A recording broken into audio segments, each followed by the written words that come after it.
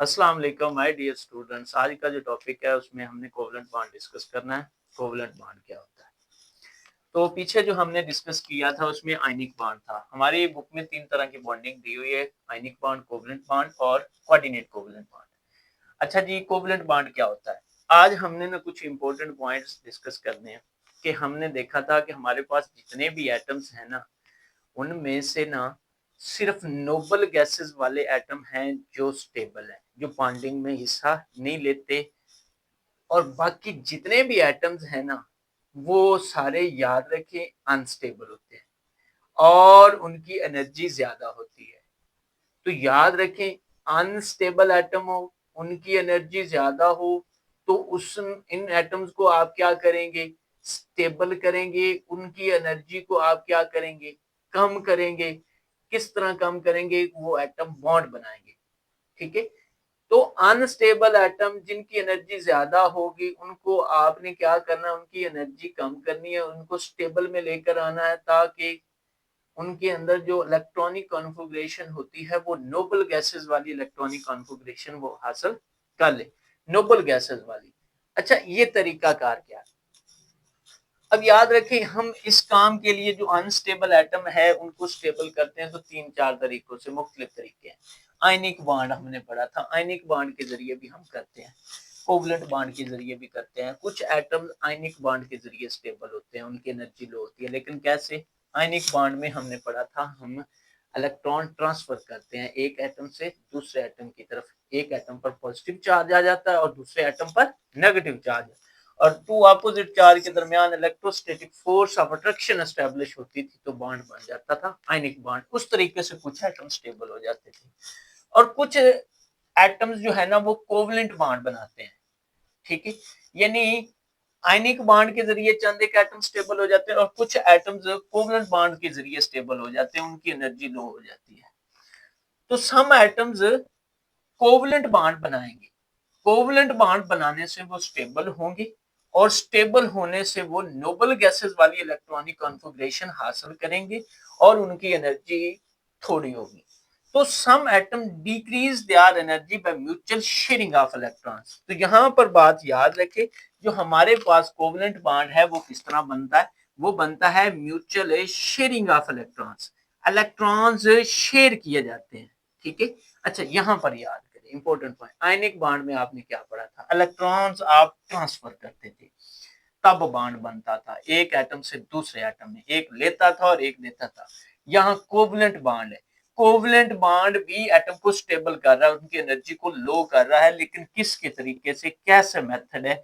Mutual sharing of electron, electrons का बाहमी इश्तराक होता है, म्यूचुअल शेयरिंग होती है। जब इलेक्ट्रॉन्स की शेयरिंग होगी, इलेक्ट्रॉन शेयर्ड होंगे, तब जो बॉन्ड बनेगा ना between the two bonded atom, दो बॉन्डेड एटम के दरमियान जब आप इलेक्ट्रॉन शेयर करेंगे, इलेक्ट्रॉन्स का इश्तराक करेंगे, तो जो बॉन्ड बनेगा उस बॉन्ड को कोवलेंट बॉन्ड बोलेंगे। ठीक है। तो कोवलेंट बॉन्ड की डेफिनेशन क्या है? A covalent bond is formed, बनता है by the mutual sharing of an electrons, electrons की म्यूचुअल शेयरिंग की वजह से कोवलेंट बॉन्ड बनता है। Mutual sharing of electron pair, याद रखें, इलेक्ट्रॉन पेयर, इलेक्ट्रॉन्स का जो पेयर होता है उसका जोड़ा जो होता है उसकी शेयरिंग, लेकिन किन के दरमियान? Between the two bonded atom, दो बॉन्डेड एटम के दरमियान। दो बॉन्डेड एटम कौन से होंगे?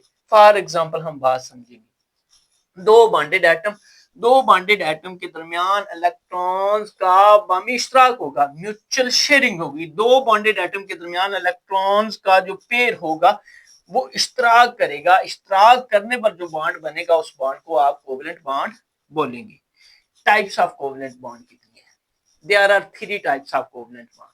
First one, single covalent bond, second double covalent bond, third triple covalent bond. उसके बाद by sharing of one electron pair, single covalent bond क्या होता है? By sharing of one electron pair, एक इलेक्ट्रॉन का जोड़ा।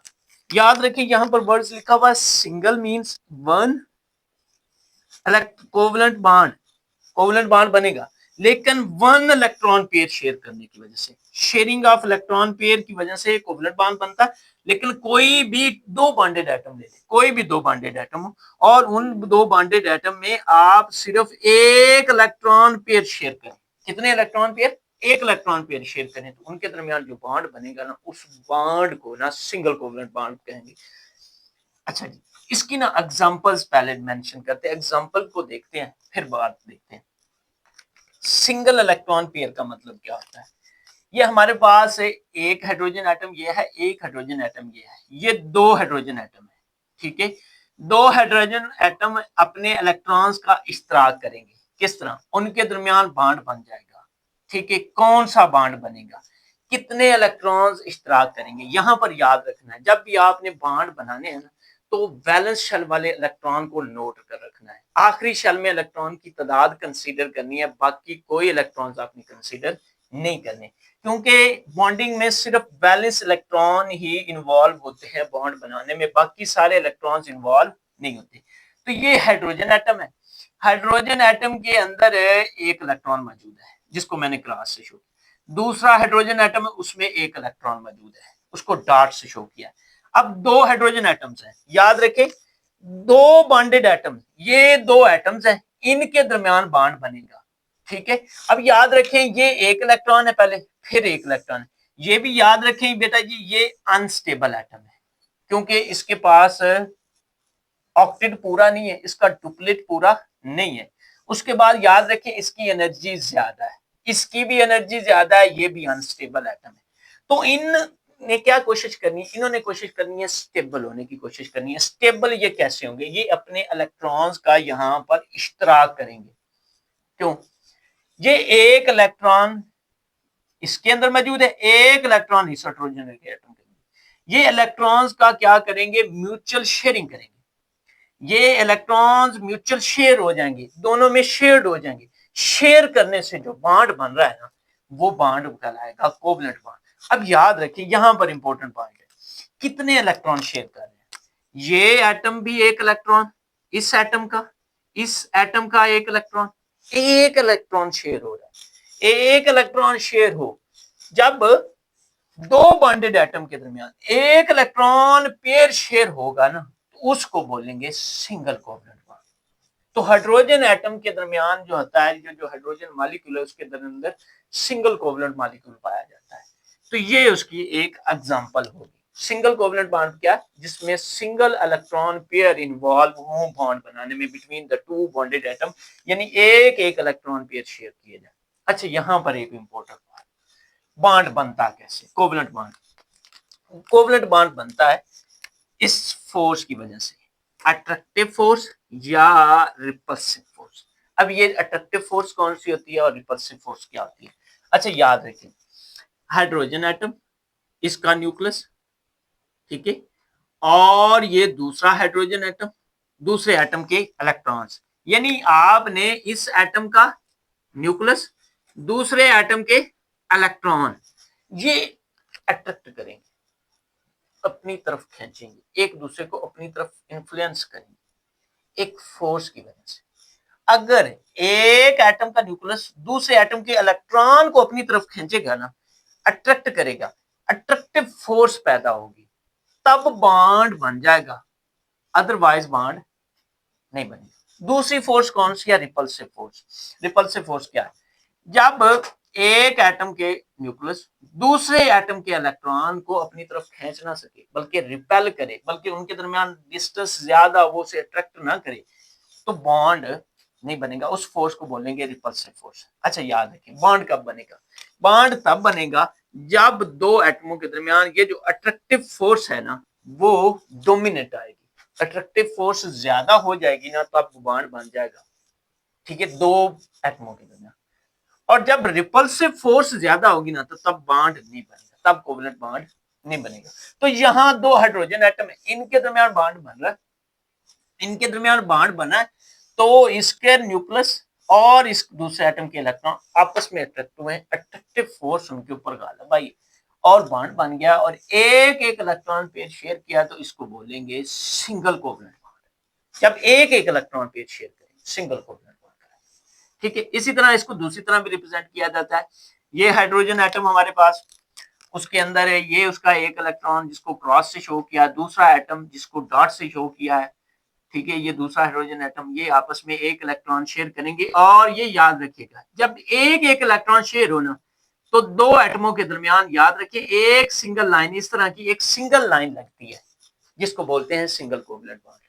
यहां पर एक और इंपॉर्टेंट पॉइंट, जो ये इलेक्ट्रॉन शेयर कौन से हो रहे हैं, तो ये दो इलेक्ट्रॉन शेयर हो रहे हैं जिसको यहाँ पर क्रॉस से शो किया, यहाँ पर डॉट से, यहाँ पर भी डॉट, यहाँ पर भी इलेक्ट्रॉन को डॉट और क्रॉस से। याद रखना है, जो कोवलेंट बॉन्ड के अंदर जो इलेक्ट्रॉन शेयर किए जाते हैं ना, उनको हम ना डॉट और क्रॉस से शो करते हैं, डॉट और क्रॉस से रिप्रेजेंट करते हैं। इसी तरह सिंगल कोवलेंट बॉन्ड की मैं आपको दूसरी एग्जांपल समझाता हूँ। अच्छा जी, सिंगल कोवलेंट बॉन्ड में ये एक एलिमेंट है जिसका नाम है क्लोरीन। क्लोरीन का एटॉमिक नंबर बेटा 17 है। उसके लास्ट शेल में 7 इलेक्ट्रॉन मौजूद हैं। हमने आखिरी शेल कंसीडर करना है। ये दो क्लोरीन एटम ले लें, एक क्लोरीन ये, एक क्लोरीन ये, इसके अंदर भी 7 इलेक्ट्रॉन मौजूद हैं। आज के आखिरी शेल में, इसके भी आखिरी शेल में 7 इलेक्ट्रॉन मौजूद हैं। इसके इलेक्ट्रॉन को मैंने क्रॉस से शो किया, इसके इलेक्ट्रॉन को मैंने डॉट से शो किया। अब याद रखें 7 है, इसको अपना ऑक्टेट मुकम्मल करना है। अब याद रखें, पहले देखिए ये अनस्टेबल है कि नहीं है, क्योंकि इसका ऑक्टेट कंप्लीट नहीं है, दोनों का ही नहीं है, तो इसकी एनर्जी भी ज्यादा है।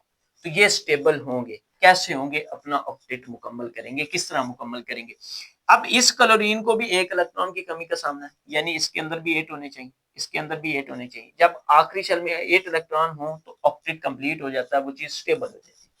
इसके अंदर भी एक की कमी है, इसके अंदर भी एक की कमी है, तो ये क्या करेंगे, दोनों क्लोरीन एटम एक एक इलेक्ट्रॉन शेयर कर लेंगे। ये उन्होंने एक एक इलेक्ट्रॉन बेटा क्या कर लिया, शेयर। जब दो क्लोरीन एटम एक एक इलेक्ट्रॉन शेयर करेंगे ना, तो इसके भी 8 हो जाएंगे और इसके भी 8 हो जाएंगे। तो ये क्लोरीन क्या हो जाएगी, स्टेबल हो जाएगी। इधर देखते हैं, ये क्लोरीन 6 क्रॉस लगे हुए हैं, एक क्लोरीन, ये क्लोरीन 6 और ये एक एक इलेक्ट्रॉन, ये एक एक इलेक्ट्रॉन, एक एक इलेक्ट्रॉन शेयर कर लिया, एक लाइन बन गई दो क्लोरीन एटम के दरमियान। इसको भी क्या बोलेंगे, सिंगल कोवलेंट बॉन्ड। क्यों सिंगल कोवलेंट बॉन्ड बोला, कि यहां पर भी वो एक एक इलेक्ट्रॉन शेयर कर रही। जब दो कोवलेंट बॉन्ड बने, सिंपल सी बात है, और एक एक इलेक्ट्रॉन शेयर करें ना, ठीक है, तो उसको बोलते हैं सिंगल कोवलेंट बॉन्ड। और सिंगल कोवलेंट बॉन्ड में क्या होता है, दो बॉन्डेड एटम के दरमियान, जिनके दरमियान बॉन्ड बन रहा है, उनके दरमियान आप सिंगल लाइन लगाते हैं। अब चलते हैं नेक्स्ट पर, डबल कोवलेंट बॉन्ड क्या होता है। डबल कोवलेंट बॉन्ड, डबल का मतलब क्या है, 2 कोवलेंट बॉन्ड, कोवलेंट बॉन्ड बनेगा, लेकिन कितने इलेक्ट्रॉन शेयर किए जाएंगे, यहां पर पता चल रहा है 2 electron, sharing of 2 electron pair. 2 electron pair आपने क्या करने हैं, शेयर करने हैं। यानी यहां पर एक इलेक्ट्रॉन पेयर शेयर हो तो सिंगल कोवलेंट बॉन्ड, अगर 2 इलेक्ट्रॉन पेयर शेयर हो रहे हो तो डबल कोवलेंट बॉन्ड। इसी तरह एक और बात, एग्जांपल बाद में डिस्कस करते हैं। अगर कोई एटम 3 इलेक्ट्रॉन पेयर शेयर कर रहा है, 3 इलेक्ट्रॉन पेयर शेयर कर रहा है, तो triple covalent bond. Triple covalent bond क्या, अगर कोई एटम 3 इलेक्ट्रॉन शेयर कर रहा है, 3 इलेक्ट्रॉन, कितने, 3 इलेक्ट्रॉन पेयर शेयर कर रहा है, तो ट्रिपल कोवलेंट बॉन्ड। अगर कोई एटम 2 इलेक्ट्रॉन पेयर शेयर कर रहा है, double covalent bond. Double covalent bond के दरमियान दो बॉन्डेड एटम के दरमियान डबल लाइन नजर आएगी। ये जिस तरह ये आपको नजर आ रही है, ये दो ऑक्सीजन एटम है, उनके दरमियान ये दो लाइनें नजर आ रही है, तो ये डबल कोवलेंट बॉन्ड है। जब कोई एटम 3 इलेक्ट्रॉन पेयर शेयर करेगा तो उनके दरमियान ये 3 लाइनें नजर आएंगी, दो एटमों के दरमियान। ये यहाँ पर आपको नजर आ रही है, ये नाइट्रोजन एटम है, 3 इलेक्ट्रॉन पेयर शेयर करते हैं, इसमें ट्रिपल कोवलेंट बॉन्ड। अब ना मैं डबल कोवलेंट बॉन्ड की एग्जांपल को डिटेल में समझाता हूं। ऑक्सीजन एटम है, ये एक ऑक्सीजन, ये दूसरा ऑक्सीजन। ऑक्सीजन के अंदर टोटल 8 इलेक्ट्रॉन, पहले शेल में 2, दूसरे में 6। अब इसको कितने इलेक्ट्रॉन की कमी का सामना है, 2 इलेक्ट्रॉन की कमी का सामना है अपना ऑक्टेट मुकम्मल करने के लिए।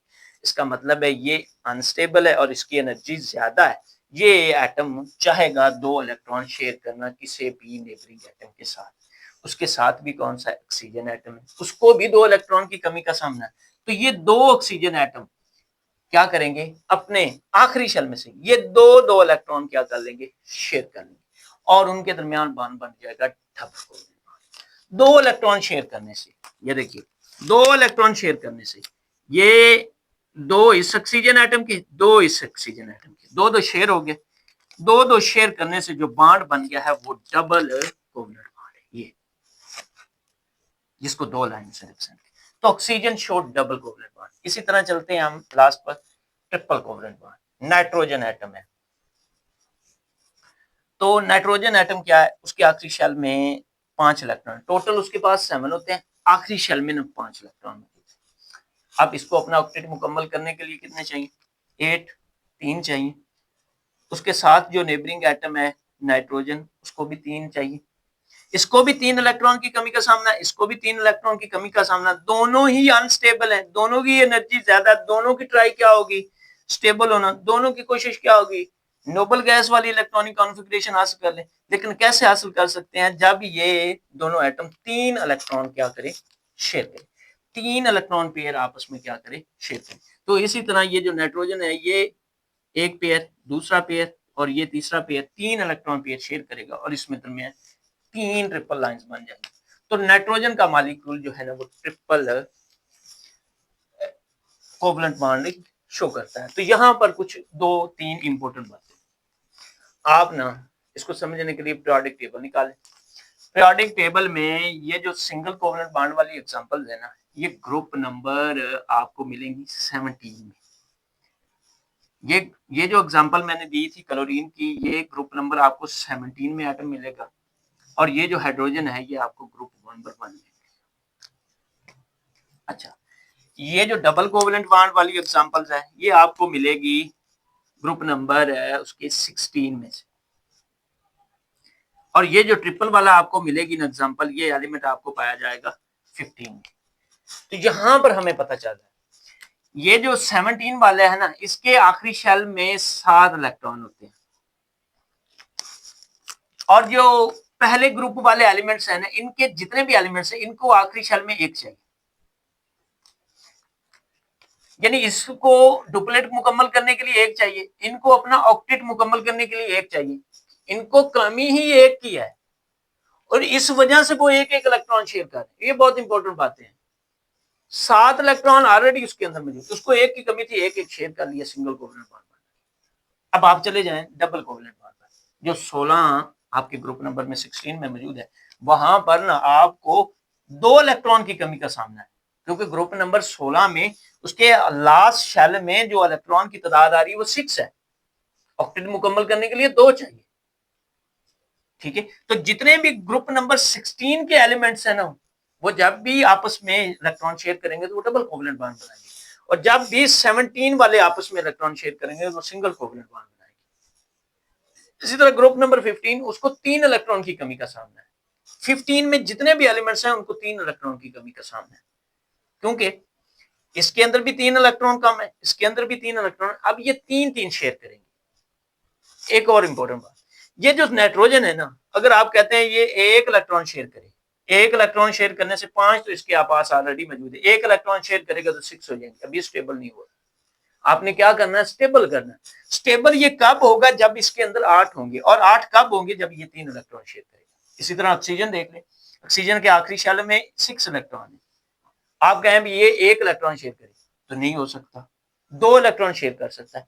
ऑक्सीजन 2 इलेक्ट्रॉन शेयर करके अपना ऑक्टेट मुकम्मल कर रहा है, नाइट्रोजन अपने 3 इलेक्ट्रॉन शेयर करके अपना ऑक्टेट मुकम्मल कर रहा है, और हाइड्रोजन 1-1 इलेक्ट्रॉन शेयर करके अपना डुप्लेट मुकम्मल कर रहा है, 2 इलेक्ट्रॉन पूरे कर रहा है, और क्लोरीन भी 1-1 इलेक्ट्रॉन शेयर करके अपना ऑक्टेट मुकम्मल कर रहा है।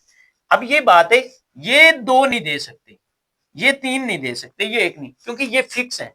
इस वजह से आपके पीरियोडिक टेबल में इनको ग्रुप्स में नेम भी दिए गए हैं। 15 इसको 3 इलेक्ट्रॉन की कमी का सामना है, 16 वाले को 2 इलेक्ट्रॉन की कमी का सामना है अपना ऑक्टेट मुकम्मल करने के लिए, और 17 वाले को 1 इलेक्ट्रॉन की कमी का सामना है, और जो ग्रुप नंबर 1 है उसको डुप्लेट मुकम्मल करने के लिए उसको 1 इलेक्ट्रॉन की कमी का सामना।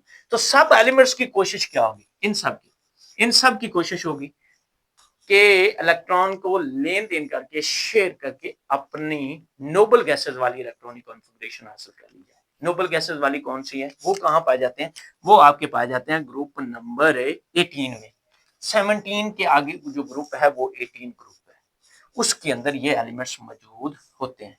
उनके अंदर जितने भी एलिमेंट्स हैं उनका ऑक्टेट और डुप्लेट कंप्लीट होता है। तो जब भी आप कोई भी देखें, कोई भी टॉपिक देखें जिसमें आप बॉन्ड बना रहे होंगे, तो सबकी कोशिश होगी कि वो ग्रुप नंबर 18 के अंदर जितने भी एलिमेंट्स हैं उन एलिमेंट्स वाली इलेक्ट्रॉनिक कॉन्फ़िगरेशन हासिल करें, नोबल गैसेस वाली इलेक्ट्रॉनिक कॉन्फ़िगरेशन हासिल करें। यानी ये देखिए 15 है, 5 हैं, 3 हासिल कर लिए, ऑक्टेट मुकम्मल नोबल गैस वाली इलेक्ट्रॉनिक कॉन्फ़िगरेशन की तरफ चले गए। ये भी नोबल